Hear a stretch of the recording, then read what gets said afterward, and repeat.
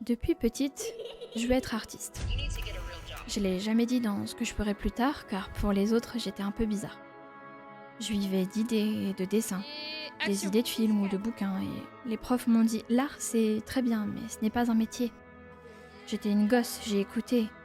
J'ai posé mes crayons, j'ai fermé le magasin, mes idées en rayon.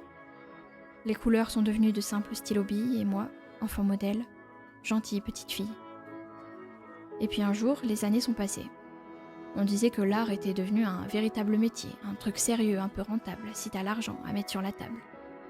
J'ai tout donné, sans réfléchir, pour les bonnes notes, pour réussir. Je bossais la nuit, je créais le jour, je faisais confiance à ce discours, je dormais quand j'avais le temps, car on me répétait t'as du talent. On me disait que je savais faire et je me voyais déjà millionnaire, et pourtant j'étais perdue dans ce rêve toujours voulu. Dans ces beaux et grands couloirs, je voyais ce qu'ils appelaient l'art, le droit d'être artiste pour une société qui voit encore sous un pont tous ceux qui ont l'audace d'essayer, une vie faite de marge et de fonds perdus, comme un visa pour être connu. Et puis un jour, je me suis rappelé que ce n'est pas un vrai métier. Mais les profs avaient tort, ce n'est pas là le rapport. Être artiste, c'est des nuits entières à s'inventer un nom, qui aura de la valeur une fois mort de toute façon. C'est créer pour vivre, pas pour être payé. C'est créer pour écrire ce que personne n'ose penser. C'est écrire un film dans le métro, futur Oscar incognito, une chanson de rap de cœur brisé, où tout un stade va la hurler. C'est l'ambition d'être Mozart, comme ce pianiste dans les bars, et ces rêveurs idéalistes. Quand je serai grande, je serai artiste.